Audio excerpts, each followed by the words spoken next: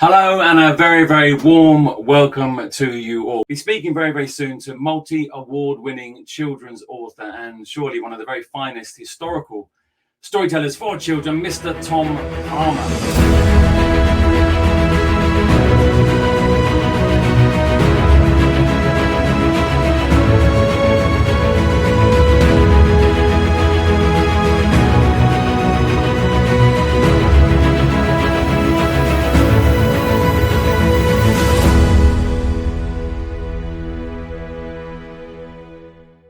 So Tom, first of all, hello, how are you?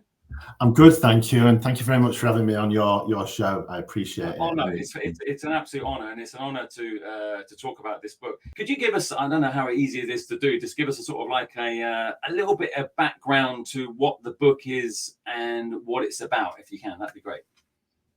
Yeah, thank you, and thank you again, and hello everybody. Thanks for joining us today. So basically, it's about a girl who is living in Holland during the Second World War. Holland, the Netherlands, has been occupied by the Germans, and quite a few unpleasant things have happened to her family. And so she joins the resistance, and she starts to do stuff to try and undermine what the Germans are doing, occupying the country that she's living in, Netherlands at the time. So she delivers illegal newsletters, and she does other tasks to help defeat the Nazi occupation, really. And the girl she's scared, she's nervous, but she is very brave, and she actually becomes in later life, in real life, a very famous film star, Audrey Hepburn. There's some of the famous films she was in, like My Fair Lady and Breakfast. This was like the late 1950s, early 60s, something like that, wasn't it? So that sort of time. She's like celebrated for being a very glamorous sort of film star, but much more important to her was remembering what had happened to her during the war and the other work she did after being a film star, more humanitarian work. And she was a really, really remarkable, kind, it seems in every book I've read about her, person in her biographies. I've got a picture of her here. So you can see Audrey as she became this film star. And as Tom said in later life, she went on to do lots of humanitarian work. But here's a picture of her, I think probably about the time that your book is set. Is that so? How old is she in the book? She's in the book. She's 14, 15 years old. I think she's 16 in that photograph, roughly, if I remember correctly. Dance is a very important thing to Audrey throughout this book. Well, what was the importance of dance to her, and how did she use that in your story and in real life?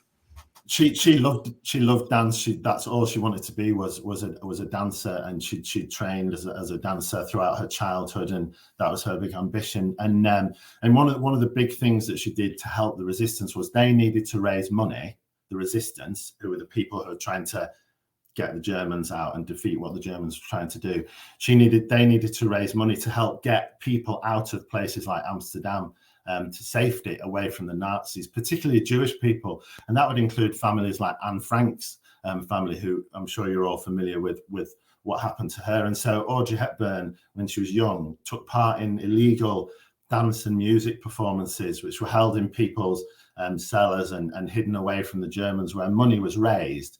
Because there was the theatre and the cinema then was controlled by the Germans, that everything that people saw as entertainment, if they were even allowed, was German controlled. And so Audrey took part in these dance performances, and they were very dangerous. If she had been caught, she and her family could well have been sent to the concentration camps, and they knew what they were doing, but she wanted to use her strength and her the things she was really good at to help other people in her country.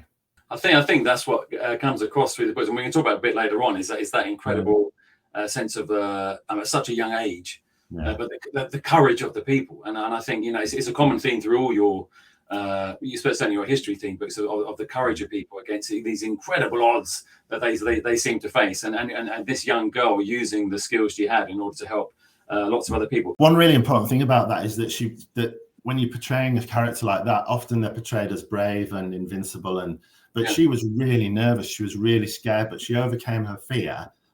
Yeah, like we all do every day, to do something extraordinarily brave. And I think it's really important to show that these people in this terrible situation showed such strength to overcome fear. And it's I just everything I read about her, I find so amazingly It's incredible. I didn't know.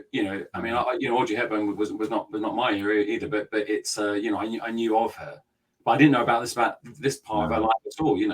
And it's absolutely fascinating to sort of find out in this way. She is in. I've got it on a map here just to give people an idea. So she is living in. If you can see that the red mark in the middle is where Velp is in Holland. And you can see there, you've got Belgium just below there, and then you've got how you can see on the line there, the border, how close Germany is to Holland and stuff. So when did they? So this story is set in 1943. Is that right? So yeah, 43 to 45, but the Germans invaded in 1940. Yeah. So when she's in Holland, she's living with her mother, and I have a picture of her and her mother here in my scrapbook. But she was also living with, and when I write a book, I keep a scrapbook of characters, and it just helps me know what people look like. Her brothers, thank you. That's her two brothers who are very significant. One of her brothers was in hiding throughout the war. The other was enslaved by the Germans and taken to Berlin. And most importantly, I think really was her uncle, who she loved, who obviously you can see is a very happy, cheery, nice guy. He was taken by the Nazis quite early in the occupation and executed. And that was one of the things that stimulated her to overcome her fears and fight back. There's a little video I've got here. It's you on location, but it's the bridge behind you. It is the bridge at Arnhem. For those who don't know, I mean, because there's been lots of movies and all kinds of stuff written about this particular, what happened across this stretch of water. What is the significance of this bridge? You're all going to see it in a minute with Tom speaking there. What's the bridge in Arnhem? And where is Arnhem in relation to Velp in that sense? Yeah, I mean, the bridge was really important. There's a film called A Bridge Too Far, which is very famous, and Velp. This is Velp in my scrapbook, and this is Arnhem. And as you can see, Velp is up there. It's kind of a suburb or a village near Arnhem, and the river here, the Rhine, that was the river where a major battle was fought around that part of Arnhem. A terrible battle where thousands of British paratroopers dropped in and were defeated by the Nazis, and that's very much part of the story. I like very much, if I'm writing a story about history, to base it accurately on the events that occurred. So day to day it is based on what happened. And if you talk to anyone who knows a bit about the Second World War, they'll know about that airdrop, and they'll know. And it was called, I believe it was called Market Garden, wasn't it? Operation Market Garden. Yeah, I think it was because we talk about this a bit more later on, but the D-Day landings were in June, 6th of June, wasn't it? D-Day, I think 6th of June. That's right. This battle is now September, so the Allies have made some headroad into defeating Nazi Germany. They're trying to push the Germans back, This particular that thing, Operation Market Garden, they drop all the troops in, and they think they're going to be liberated, don't they? Audrey does then, and this is about September. So the D-Day lands in June. It's about September. Let's have a look at the video. It talks about. It's interesting because we're going to go into a bit more about your research, and you showed us a bit of your scrapbooks already. But you can see the bridge behind you in the video, and also you talk about the sort of. Well, you call it sort of signs that you're on the right track in terms of writing this book in relation to dance. Let's have a quick look at this, and then we're back with Tom just after this. I think when you're writing a book, it is really helpful to come to the place where your story is set. This is Arnhem, and this is the John Frost Bridge in Arnhem, which is a famous bridge, and it's along this river where my book Resist begins. And coming here has been really important to me. And sometimes when you're writing a book, coincidences happen, and I've had two coincidences today. Yesterday I was in Amsterdam walking to the Resistance Museum, to write my story about Audrey Hepburn in the Resistance, and I walked straight past like a massive dance school, and there was loads of dancers warming up at 9 o'clock in the morning, and it made me think, hang on, like this is a story about Audrey Hepburn who loved dance. That's like a really good sign. So I took that really positively, and now I'm here at this bridge, and right next to this bridge there is a beautiful statue fountain of two dancers, and as you can see, and right next to the bridge in Arnhem, and that really cements for me the story, it kind of adds a little bit of magic to me, that I'm thinking I'm doing the right thing. I'm writing a story about war here, the resistance in Amsterdam, and these little hints of dance keep coming up. It just feels right, and it feels good, and I feel like I'm doing the right thing with the book. And like, you can't plan for that. It's so interesting seeing that, Tom, and anyone who's read any of your books, and you just mentioned earlier, we can see the lengths you go to research, and you just said about getting the facts right. Could you tell us a little bit more about, you showed us your scraps, but a little bit more about that process, and I suppose how you actually got the idea for Resisting in the first place? How did that come about? I was going to do a new book for Barrington Stoke, who I love, my publisher, and then I've done these books with them and some others over the years, and we were talking about possibly doing a story about the resistance. I was very keen to do a story about a girl as the main character, because although this armistice runner, the main character is a girl, she's not actively engaged in the war, and I really wanted to do that. And so I said to my wife, like, we need to sort of do a bit of research and find out stories about girls and young women who were involved actively in the Second World War. And my wife, within 3 minutes, came up with a piece of paper and handed it to me and said, "How about this?" And that's how we work. We walk the dog. We talk about what the next book could be, and that I find that really helpful, having someone so close who I trust, who I can bounce ideas off. And she's very honest, which is great. Because if she was just, "Oh, it's marvelous, it's wonderful," that wouldn't be that good to me. You don't need that. You need actually somebody to tell you. Yeah. Did you have any idea about Audrey Hepburn before your wife came in with the bit of paper, or not? Did you have any idea about that?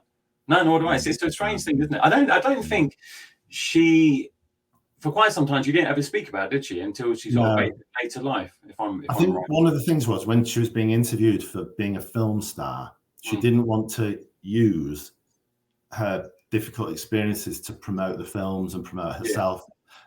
Because people died, people suffered. Her uncle, was murdered. But later on, when she began working for UNICEF, the United Nations, helping children all over the world who are involved, where there are wars and famines, and once she was doing that, she started to tell her story a bit more, because she realized that she can actually say what it is like to be in a situation where there's war going on in your streets. And so she became an ambassador for UNICEF, and then she did speak about it a bit more. But so this is the scrapbook that I put all of those things into. And I do find, like, having pictures of characters, and particularly, so these are some pictures of Audrey dancing, which just helped me understand her as a person, and as a character, trying to get into who she was. As well as that, I do a lot of planning, and I like to keep a record of the planning in my scrapbook. So, for instance, I always start my planning with a spider diagram like this. It's really hard when you are faced with a blank piece of paper.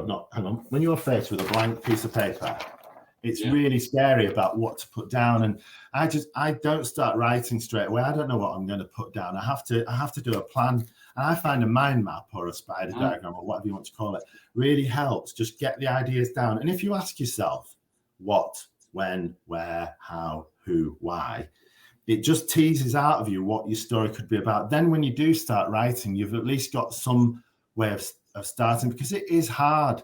I'm a writer. I've written 57 books, but I find it really hard. I was doing it this morning, starting a story. And so if you find little tricks and ways to just help your brain sort of make it easier for you, I think a mind map is a great way. Also, pictures of your characters, having pictures of people in front of you on all this. And that's why having a scrapbook is really useful to me as a writer. In your books,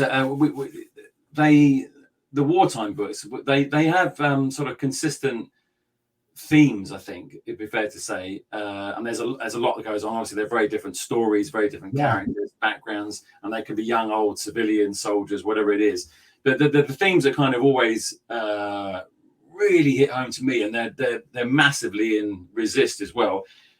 One we've already touched on, which is courage, and then there's hope, which is obviously a massive thing. family and the sense of family, and you're the family in it, and also which always comes across, and it wonderfully well. And I remember reading a couple of passages from your other books last year about that. Is our sort of shared humanity, and even whatever side you're on, seeing the human being behind that sort of they're monsters, we're this, which is very hard to do, and to make those things accessible is a huge testament to your writing stuff. Is it okay if we talk about, there's a quote, and then just talk about, because there's a quote actually about courage on your website, and it says, I like writing about war because I want to try to understand how people can be so brave when such terrible things are happening. So what is it about that kind of, inspires you to then write about war in that sense? Do you know, I don't know. I mean, I could.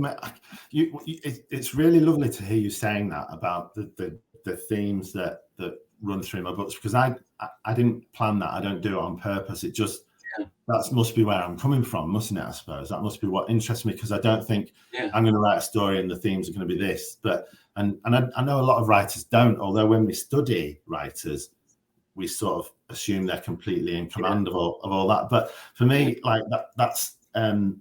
It's down to the individual stories. I find an individual story of a young man who goes out to sea, in really terrible conditions. Why would he choose to do that? Or of like someone who would parachute with their dog, into a war zone and put themselves in terrible danger. Why do people do those things? So it's more about finding a story about an individual. And that I read a lot. I watch films about war and history, and it's more like the individual person, not the machines of war, not the great troop movements, not the leaders and the prime ministers and the generals. It's the normal people. It's the 15-year-old girl who's had family members murdered and enslaved, who even though she's scared, she wants to fight back and do something as an individual. And I think that's we're all part of history now. I mean, these are very historic times, unfortunately, and we have to do what we can to make this a better world. And I get a lot of inspiration from people like her and the other people that I write about. I mean, it's incredible actually, because that's all your books, all the war themes, which are the ones I've mainly read. They are. I mean, they're obviously about war, which is horrible, but the inspiration in all those books for all of us is amazing, and that's what comes across. And I mean, there's a moment early on in Resist when she sees people being put onto the train, and you say a bit about that, and obviously that goes into the themes of the sort of the Holocaust and that kind of thing. But you don't shy away from that. Obviously, the details in it, but you don't shy away from it, which I find amazing. On about courage, there's a clip I've got of you here, and it'd be interesting for everyone to see this, because. And tell us a bit more about this now, if you can. It's you outside where Audrey's house would have been. In Vel. What was that like? Going. I mean, obviously, first of all, what actually happened to all the houses, and then what was it like going to that site?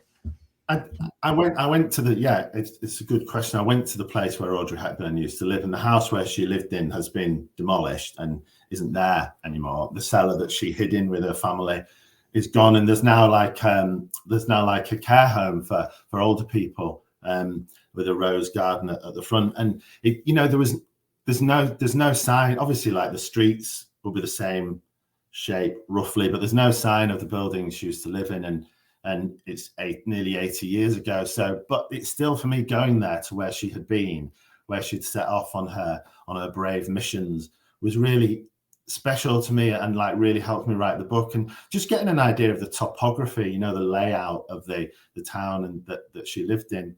But there is a statue there. There is a statue that's been put up to her, and it's a statue of her when she was a dancer, age 14, 15, as opposed to the Audrey Hepburn most of us know. And that, seeing that, and there was a little interpretation board there. The people there are very proud of that she came from there, and what she and lots of them did in Holland over that period. And seeing that really helped just ground me and focus me on what I'm writing about. And like I said in that film before, like, you go to these places and little coincidences and things happen that you would never have imagined you put in a story.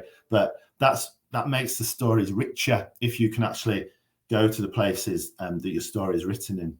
So this is Tom outside the site where Audrey's house did stand and the events of Resist take place in the book. So here we go. Resist is set, a lot of the action is set in the house where Audrey Hepburn lived during the Second World War, and this building here is in the place where Audrey's house was.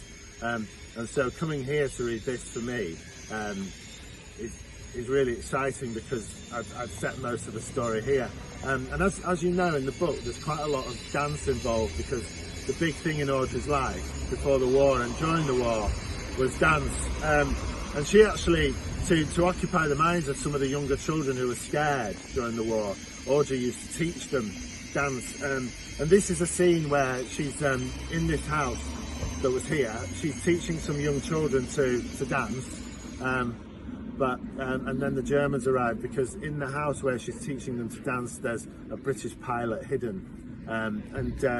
This is a scene that I imagine some of it is based on the truth. She did used to teach children. There was a pilot hidden in her home, but I've because we don't know that much about what happened. I've made up this as a possible scene, which really shows how brave Audrey Hepburn was during the Second World War. I'll read you a brief section. So Tom's going to do that reading for us now. I'm going to hand over to Tom, and I'll speak to you again after this. Thanks, Tom.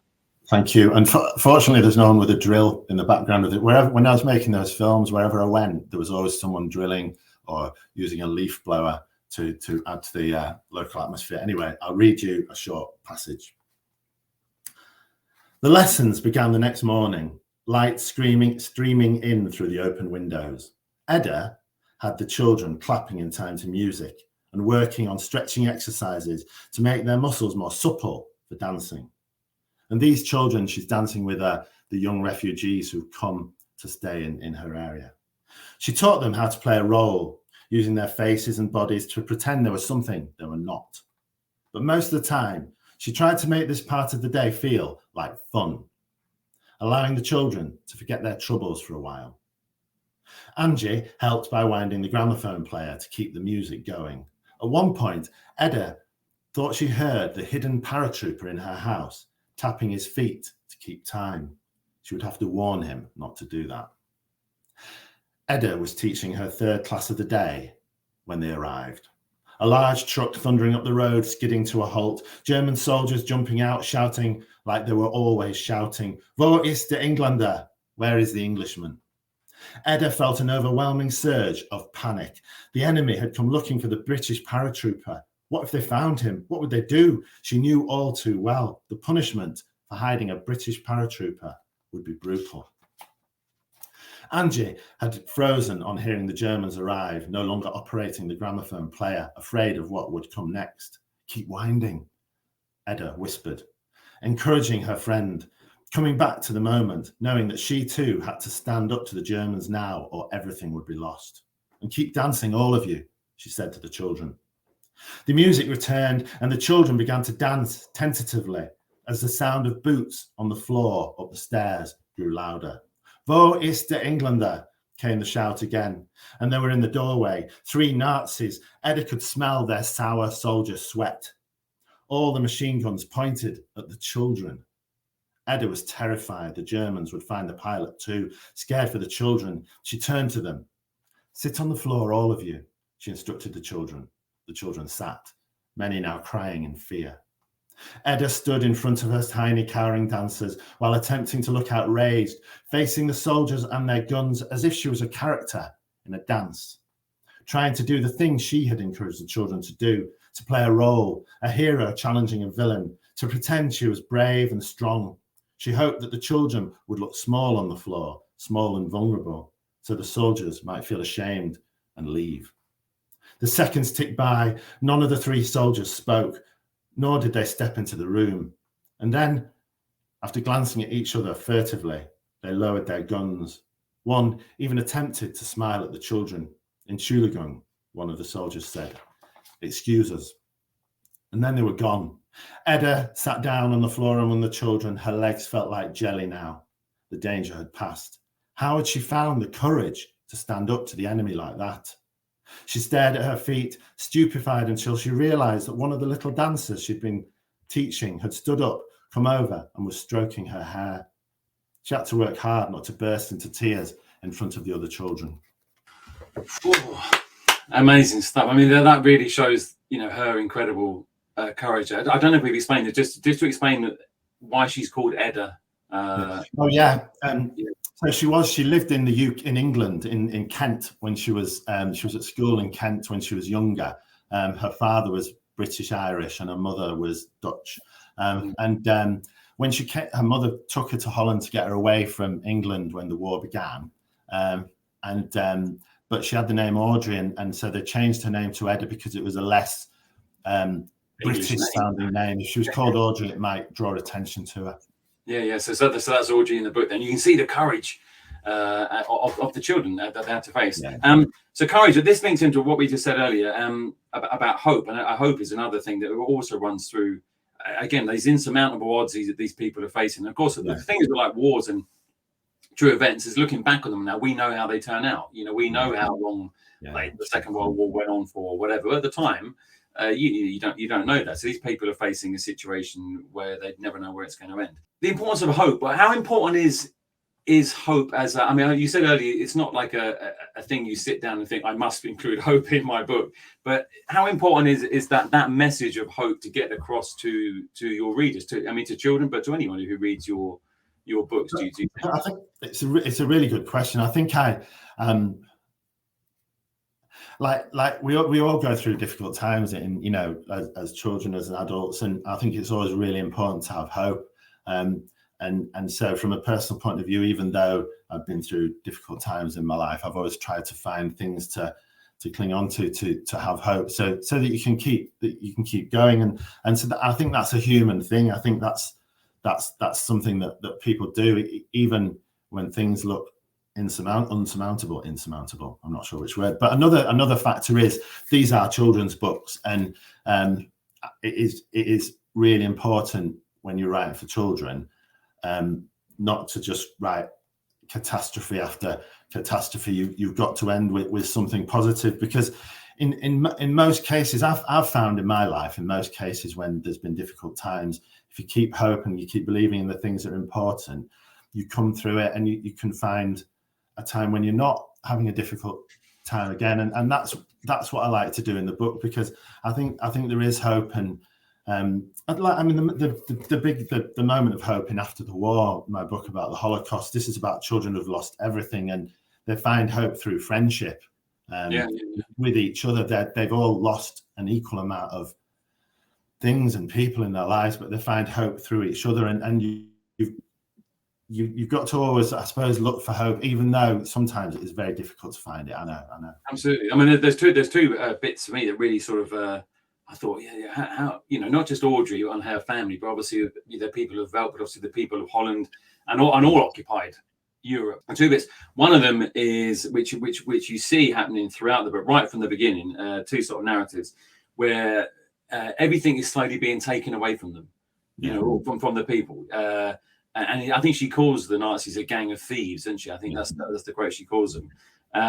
What sort of things, because it gets worse actually as it goes on, what sort of things do they, so there's obviously resources and freedom, so what sort of things do they start taking away, and how does that force Audrey and her family and obviously the other people in Holland to actually then to live? What kind of happens over the course of that occupation?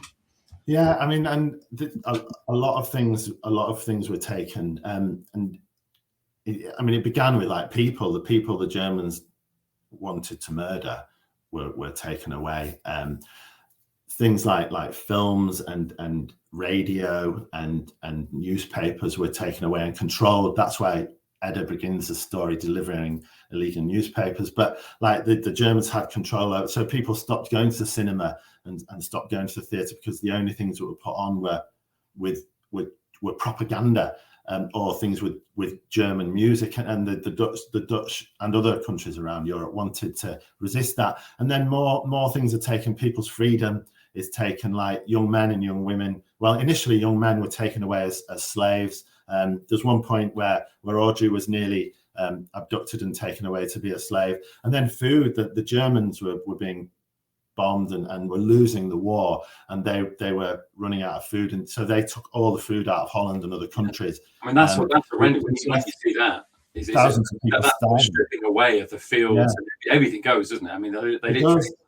And they were drinking nettle soup and eating, like, digging up tulip bulbs and frying them or turning them into flour and to stay alive. If it had not been for tulip bulbs, thousands of other people would have died across Holland, and it's just unspeakable. But that is, and they lost in the end. They lost all of that until they were liberated, fortunately. So that was so one thing is the hope when you. I mean, you read about this, with wars, is obviously when every layer of what's familiar and who you are and your freedoms are taken away bit by bit, and facing up to that until which we come to admit, because we're going to have another reading for you shortly, until you literally there's nothing even to eat, and you were just saying about the tulip bulbs there.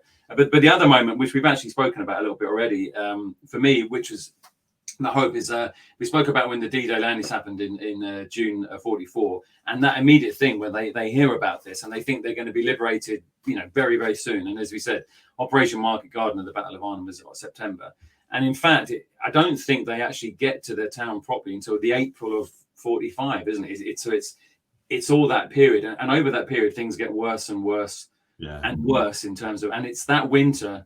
I don't know anything about the winter other than you do mention it in the book, but it was one of the harshest winters the Netherlands have ever had, isn't it, during that winter? Can we give it? I've got I think another video of you just outside Audrey's house, and it's the sort of prelude to another reading for you. So we're still at the house where Audrey Hepburn lived, or the building that's in the place where her house was now, and this is the place where a lot of the action in the story happens. And one of the things that's quite notable about the story is that they spend a lot of time in the cellar. The area is there's a battle raging above their houses at some points during the story. The Germans have occupied Velp, where Audrey lives, and there's a war going on where the Allies are trying to take the place and liberate the Dutch.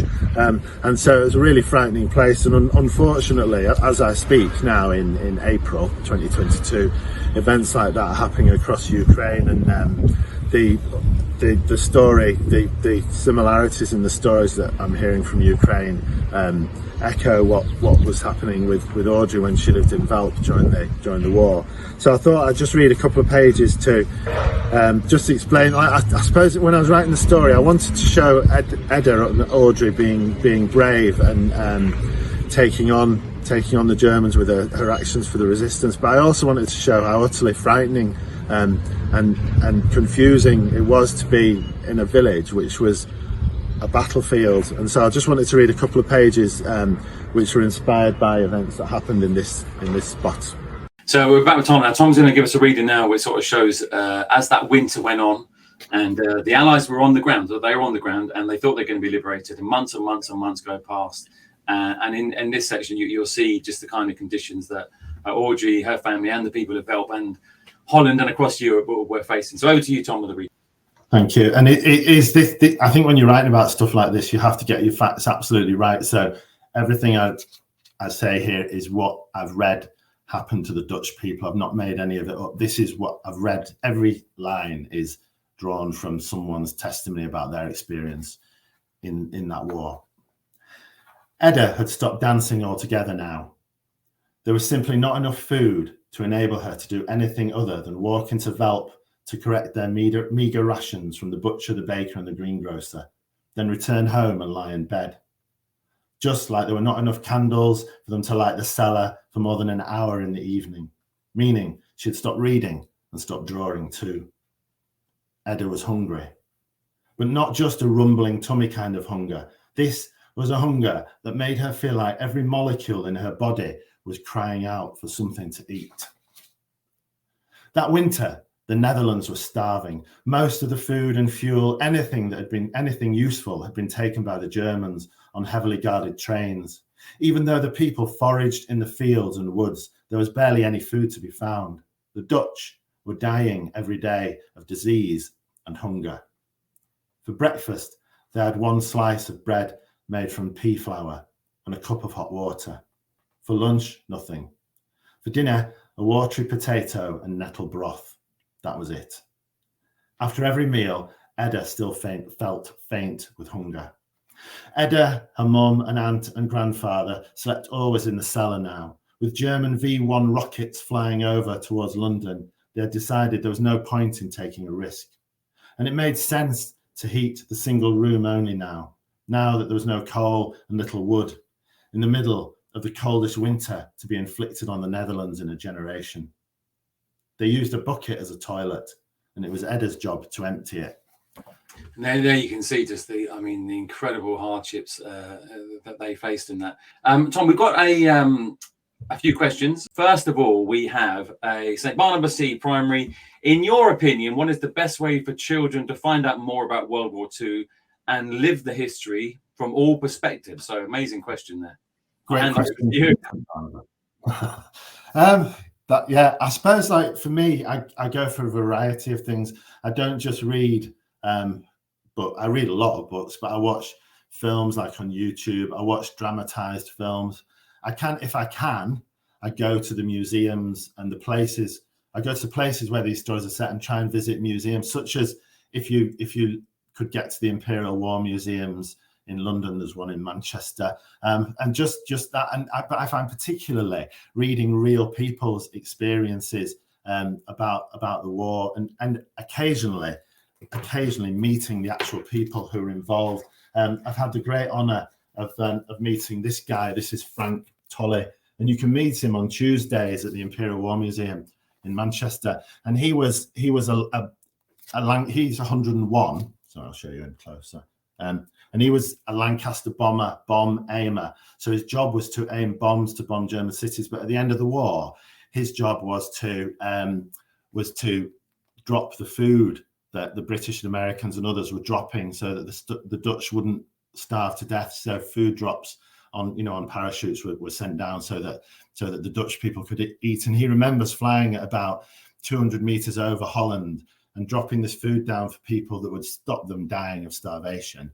And he remembers seeing them wave up to him from the ground. And it's moments like that, as well as the books, the films and everything, the museums. If you ever get to meet a real person, which you can at some museums, and if not, you can see videos of them talking as well. I find that sort of stuff really good. But I'd have a variety, not just reading the books, but lots of different media, and that makes it more interesting, I think. Fantastic advice. We've got another. This is, I think you might have mentioned a bit about this earlier on, but I'll just show you the question. So this is from Sarnbrook Primary. What advice do you have for children who find reading and writing difficult? It is really hard, and I found reading and writing really difficult. I struggled with reading, as we know from the introduction. I'd say it's easier to read and write about what you love. Reading, like, it doesn't have to be novels. If you don't like fiction, it can be non-fiction. It can be comic books. It can be newspapers, magazines, websites. And for me, I like football, so I read a lot about football. And I got into reading through feeling comfortable and wanting to know about football, and not just because reading is good for you. It was a passion about the subject. Writing, I think writing is even harder. I think doing a plan is really good, but finding a way of writing about what you love, but also trying to find a way of making it personal. I think in my books, although they're about historical figures, I do include things that are personal to me, like Armistice Run is about a girl who's a fell runner, and my daughter and I have done a lot of fell running, so trying to make it personal. And finally, like I was writing a 5th draft today, and it's full of problems. And when you write the first draft down, when you write the first story down, don't expect it to come out perfect. Mine never does. And I just have to do the best I can on my first draft, and then edit it and try and make it better as I go along. But it is really difficult. But with reading and with writing to finish, I'd say if you just find ways of making it easy for yourself and keep doing it, it does get easier. And reading, the other thing I'd say is, and then I'll stop, reading, if you read for pleasure, if you can find anything to read for pleasure, not books, it could be books, but not, newspapers, magazines, websites, you become a better writer automatically if you read for pleasure. That's really makes life easier. I just asked you really quick. We're going to have one more question, and then we're going to we're at the time. We're probably going to be about another few more minutes if you're watching and got a break for another lesson. So do try and stay with us. Just quick question from me. What's the most amount of draft you've ever done of one of your books? This one I did about 20. because it had to be absolutely perfect because it's about the Holocaust and based on real people's lives. And that's fine. It's probably more than 20, but I don't just do it myself. I get people, I got survivors, Holocaust survivors' families to read it, historians to read it, and school children to read it to help me get it right. Well, I think that that's amazing. That, I think that's the thing. We tend to write something and we think, oh, that's not very good. But then you said you write it, rewrite it, come back to it, and eventually, like everything else, you find a way. I've got one other question here. We've got loads of them, but one other question here. We've already spoke about what inspired you to write books. We won't go to that. That was from Sickling Hall Primary. We won't go to that. But just the last one here. I'm quite quick with this one. St. Saviour's EAV Primary School. How long does it take to research, spelt wrongly there, ideas for a book like Resist? Probably like the research and planning would take about 2 months. Then the writing 2 months, then the editing 2 months, roughly. I want to wish you all the very best with Resist. It is a book that deserves, everyone deserves to have, as with all your books. Completely accessible. That's your dog there. Also agreeing, I believe. Your dog's called Finn, isn't it? An D-Day dog. Yeah, your D-Day dog. Round of applause.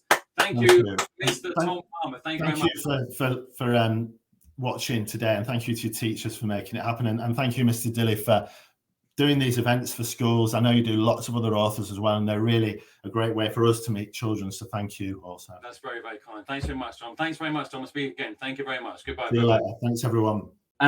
Thanks to Tom, of course. Thanks for the wonderful Barrington Stoke publishers. Audrey Hepburn, she was an amazing woman, film star, resistance fighter, and later life, as Tom said, ambassador for Children's Charity UNICEF, helping raise monies and helping children around the world. So I'm going to leave you today with a quote from Audrey herself, which I think sums up her life and work. Been a pleasure to be with you. My name is Mr. Dilly. Goodbye, my friends. Goodbye. Thank you.